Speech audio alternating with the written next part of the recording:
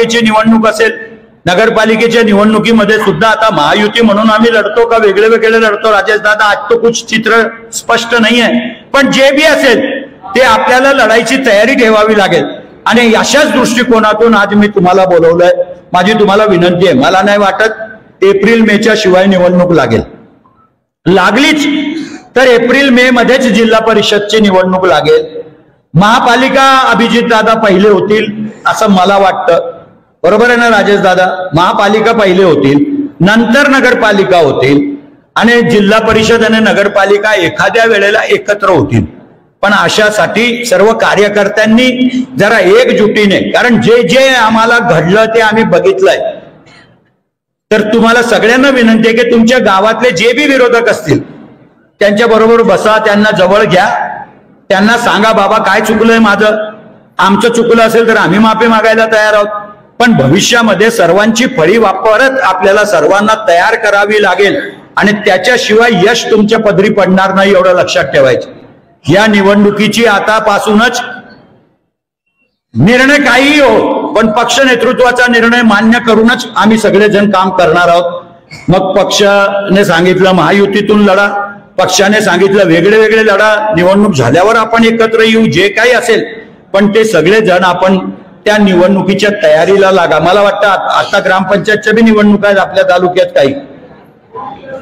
काही ग्रामपंचायतीच्या बी निवडणूक आहेत. या सर्व निवडणुकीला तुम्हाला मला सर्वांना सामोरं जावं लागेल.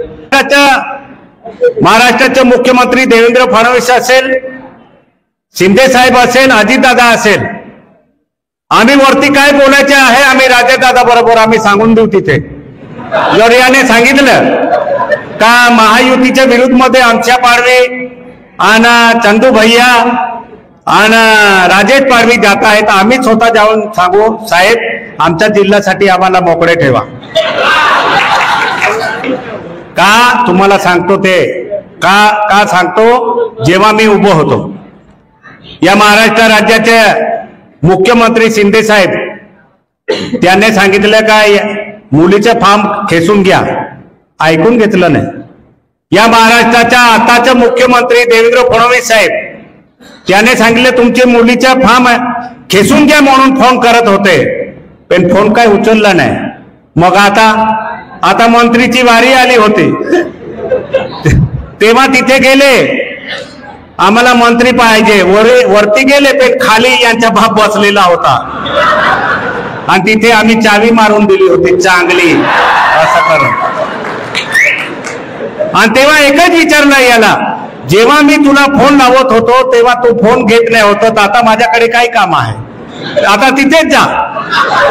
यांचे 200 गाड्या गेल्या तरी इथून नागपूरला 200 गाड्या गेल्या, कारण वरून सांगून आले आहे मंत्री बनवणार, पण खालून आम्ही टेका दिला होता काही झालं तरी बनवायचं नाही आणि म्हणून सुप्रसाद झाला. आता 3 ठिकाणी रिकामे झाले. आता येणारी जिल्हा परिषद असेल, पंचायत समिती किंवा सरपंचाच्या निवडणूक लागल्या, या मंचावरचे सर्व डाये बसले आहे.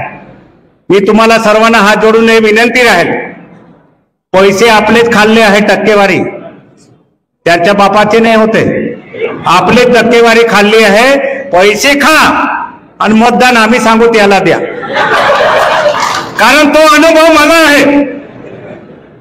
माझ्या या निवडणूक मध्ये धडगाव अक्कलकुवामध्ये ग्रामपंचायतची निवडणुकीत प्रत्येक निवडणूक वेगळी होते मला माहिती आहे, पण तरी सुद्धा आज आमचे 4 जिल्हा परिषद सदस्य आहेत. पुढच्या वेळेला आमची मेजॉरिटी असली पाहिजे असा माझा मानस आहे आणि ते करायचं काम तुमचं आहे. पंचायत समिती असेल, नगरपालिका कुठं 2013-14 भेटलं असेल, त्याच्यानंतर 2000 खासदारकीच्या टायमाला सुद्धा म्हणजे सुरतला मीटिंग झाली.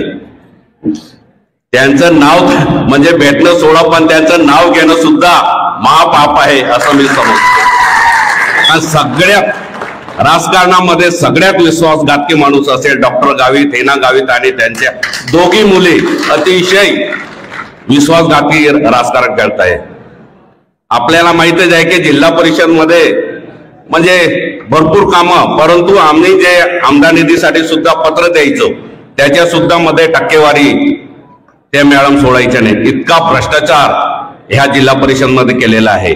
म्हणून आपण इथं आमदार केला, आम्हाला निवडून दिलं, परंतु जिल्हा परिषद स्थानिक स्वराज्य संस्था आहे त्याच्यामध्ये सुद्धा महायुतीचं तुम्ही लढणारच आहोत, परंतु आम्ही सुद्धा काँग्रेस लढू आणि जेव्हा वेळ येईल तेव्हा ओपन मध्ये मदत आपल्याला करू.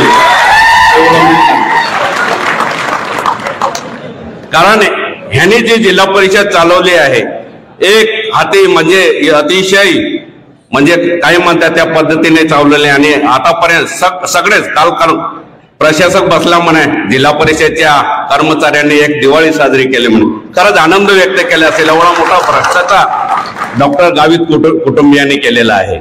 म्हणून आपल्याला ह्या स्थानिक स्वराज्य जिल्हा परिषदच्या निवडणुका जेव्हा येतील तेव्हा अध्यक्ष उपाध्यक्ष पदाधिकारी कोणी नेमू, चंदूबाई सांगतील, नेते लोक सांगतील, परंतु काँग्रेसचे जे काही उमेदवार निवडून येतील पुन्हा एकदा सांगतो की तुम्ही तुमच्या म्हणण्यानुसारच आपण ते करू आणि त्याच्यामध्ये आम्ही बिलकुल हे करणार नाही.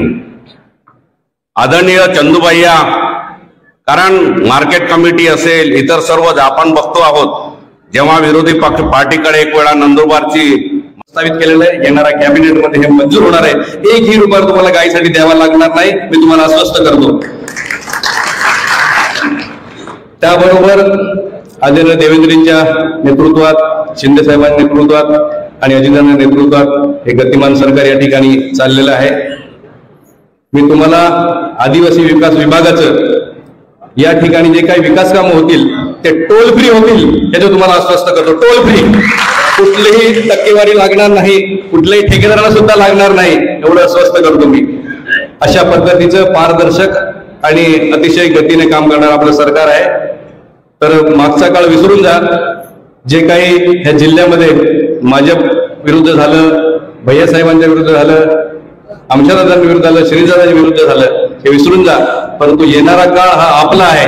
आपण भैयासाहेबांच्या नेतृत्वामध्ये आपण सर्व लोक या जिल्ह्यातले पक्ष बाजूला ठेवून ह्या जिल्ह्यासाठी जसं फोरमसाठी उभवतो त्या पद्धतीने आपण सर्व काम करू आणि जिल्ह्यातली जे काही स्थानिक स्वराज्य संस्था आहे एक हाती आपण सर्वांनी मिळून, काँग्रेस असो, बीजेपी असो, शिवसेना असो, राष्ट्रवादी असो, एकत्र मिळून लढू आपण त्या ठिकाणी. आणि ह्या ठिकाणी ही सत्ता आपल्या लोकांच्या साठी या ठिकाणी खेचून आणू असं आपण सर्वांनी या ठिकाणी प्रयत्न केला पाहिजे असं माझं मत आहे. तर ज्या काही योजना त्या विभागामार्फत दिल्या गेल्या होत्या त्याच्यामध्ये मला नेहमीच डावलण्यात आलं. मी वारंवार पक्षाकडे तक्रारी केली, परंतु बरेच ऐकून घेतलं, सांगितलं देखील, तरी देखील मला काही नाही. 2-2.5 वर्षामध्ये मला फक्त मंजुरी मिळाली, 1 रुपया निधी मिळाला नाही, फक्त मंजुऱ्या मिळाल्या. आता नवीन मंत्रिमंडळ स्थापन झाल्यानंतर मी मुख्यमंत्र्यांनाही बोललो आणि अजितदादांनाही बोललो. त्यानंतर आत्ताचे आपले आदिवासी विकास मंत्री यांना संपूर्ण मतदारसंघातलं 2.5 वर्षात जे काही मला निधी मिळाला नाही, फक्त कामांची मंजुरी मिळाली, त्याची यादी दिली.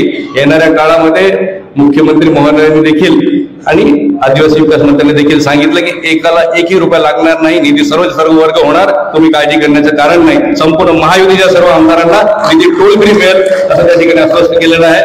म्हणून अतिशय चांगलं सरकार या ठिकाणी बसलेलं आहे आणि त्याच माध्यमातून आपण या जिल्ह्यात एकत्रितपणे सर्व लढावं असं मी आपल्याला सर्वांना विनंती करतो.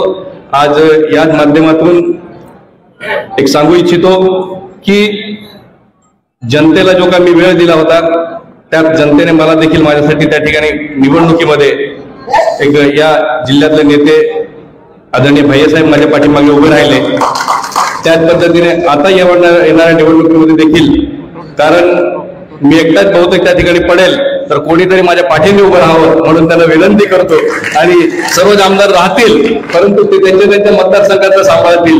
पण माझ्याकडे आणि आमच्या दादांनी येताना सांगितलं की सर्व तुझ्याकडे वळतील म्हणजे माझ्याकडे, मला माझ्या तिथे त्या ठिकाणी पाडण्यासाठी माझ्याकडे वळतील. म्हणून भैयासाहेबांना आपल्या सर्वांना विनंती करतो माझ्या पाठीमागून खंबीरपणे उभं राहावं आणि स्थानिक स्वराज्य संस्था महायुतीकडे राहील हा सर्वांनी प्रयत्न करा असं विनंती करतो. तर